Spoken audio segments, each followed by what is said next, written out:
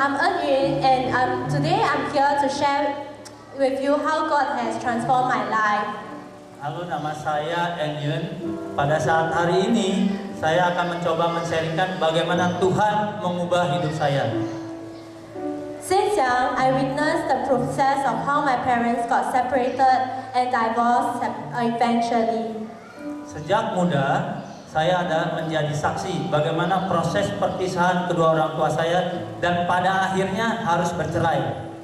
My mother was even pronounced bankrupt because she became surety for my relative. Ibu saya menjadi bangkrut karena dia adalah penjamin dari keluarganya. Jadi dia menjadi jaminan bagi keluarganya. So I grew up in an environment Saya tumbuh dalam lingkungan that I have to move house every few years di mana saya harus pindah rumah setiap beberapa tahun because of my mother's inability to finance. karena ketidakmampuan keuangan dari ibu saya. I was taken care by my nannies at my initial school age. Saya dipelihara atau dihidupi atau dipelihara oleh pengasuh saya pada saat sejak saya masih sekolah. Until later part when we moved into a 2 rooms rented flat. Sampai pada waktu kami pindah ke dalam ruangan. Jadi bukan rumah ya, ke dalam ruangan. Jadi dia menyewa rumah, bukan menyewa rumah, menyewa ruangan. When 7 of us have to squeeze in 1 bedroom because my aunt is staying with us. Ya, jadi dia pindah ke dalam ruangan, dia menyewa 2 ruangan, di mana dua ruangan itu terdiri dari 7 orang. Jadi selama di situ mereka harus saling berbagi. Jadi 7 orang dengan 2 ruangan, sorry.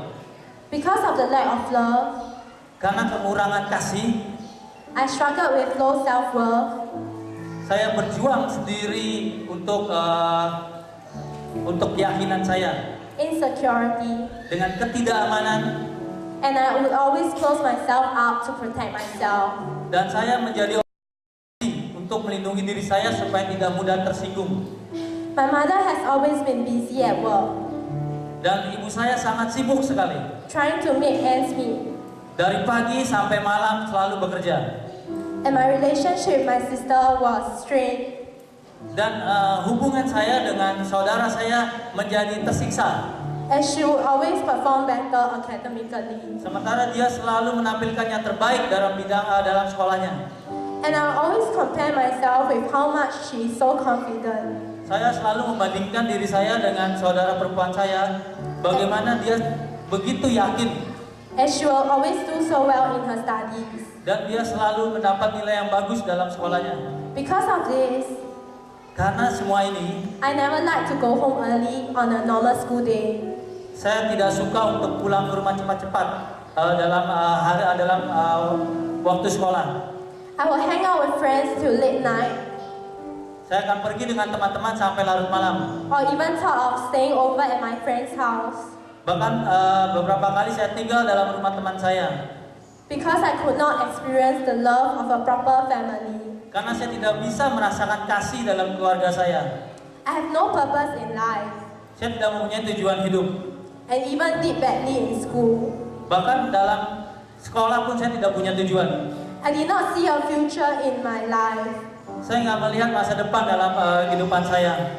The only motivation to go to school Hanya satu-satunya motivasi saya pergi ke sekolah is to meet my friends. untuk bertemu dengan teman-teman saya. I tried to do better in my O levels, Saya melakukan yang terbaik untuk di level saya. yet I had failed again and to retake again. Dan tapi selalu gagal dan mengulang lagi.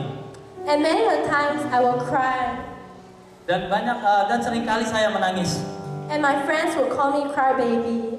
Dan teman-teman saya selalu memanggil saya seperti bayi kecil, bayi yang selalu menangis. But crying is the only way to resolve things. Crying is the only Dan way to resolve tetapi things. menangis itu bukan cara untuk menyelesaikan masalah. Because that's when people will stop disturbing me. Karena banyak orang memikirkan saya seperti bayi. A friend of my sister invited us to church when I was 12. Pada suatu saat teman saya mengundang saya untuk datang ke gereja waktu saya berumur 12 tahun. Since then, I started to attend cell group and service regularly. Saat itu saya mulai datang ke kelompok sel dan datang ke ke ibadah hari Minggu seperti biasanya. I want to thank God for the leaders whom I was under, Saya berterima kasih atas pimpinan Tuhan dalam hidup saya. because they believe in me and encourage me. Karena saya juga berterima kasih pada teman-teman saya karena mereka percaya pada saya dan memberikan saya kekuatan To have a purpose in life untuk mempunyai tujuan dalam hidup ini and to be who I am dan untuk menjadi siapa saya and not who others want me to be. dan bukan menjadi seperti yang orang lain inginkan. Also, I started serving in usher ministry.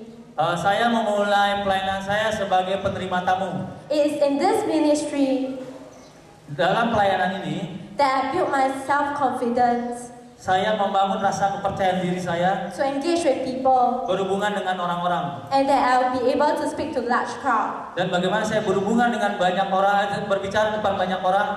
It is also here that I started taking leadership role. Dan di sini juga saya mulai mengambil bagian dalam kepemimpinan. I had a group of ushers under my care.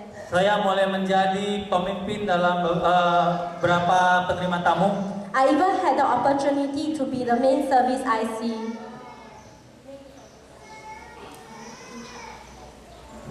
Bahkan saya dapat kesempatan untuk menjadi pelayan utama dalam ibadah minggu. It was nothing but the love of God Gak ada apa-apa, hanya kasih Tuhan that has changed my life gradually. yang dapat mengubah hidup saya secara bertahap. I also learned to release forgiveness Saya juga berusaha untuk melepas pengampunan to my mother and my sister. karena saya mengalami kepahitan terhadap mama saya, terhadap ibu saya, dan terhadap saudara saya. As I began to grow in the Lord, Saya mulai bertumbuh di dalam Tuhan. my relationship with them has since improved. Sejak itu hubungan saya dengan mama saya dan saudara saya menjadi lebih baik. As I began to learn that my identity is in Christ, Pada saat saya mulai belajar bahwa saya di dalam Tuhan, I became someone who is more secure. saya menjadi orang yang merasa lebih aman. In 2011, Di tahun 2011, I went through City Harvest Church School of Theology. saya belajar di sekolah City Harvest Teologi And had the opportunity to co-lead a team dan mendapat kesempatan untuk memimpin sebuah tim and led my team to Indonesia for mission trip. dan memimpin tim saya ke Indonesia untuk mission trip. I even found a career that I am passionate about, Saya bahkan menemukan karir yang begitu saya senangi and I was awarded with Quality Service Award by my company. dan saya dianugerahi Quality Service Award oleh perusahaan saya. And currently, I am serving in cell group ministry, Saat ini saya menjadi pemimpin kelompok sel, leading about 20 youths in my connect group. memimpin sekitar 20 orang dalam grupnya, Helping people struggling with low self-esteem and insecurities. menolong orang yang berjuang untuk mendapatkan keyakinan diri dan ketidakamanan. I believe God has given every one of us a purpose in life. Saya percaya bahwa Tuhan telah memberikan setiap orang tujuan dan masa depan dalam hidupnya. It's now up to us to believe in ourselves, Sekarang adalah bagaimana kita percaya, because God has always believed in us. karena Tuhan percaya pada kita. All glory to God. Segala kemuliaan Let's bagi give God Tuhan. a praise. Berikan kemuliaan bagi Tuhan.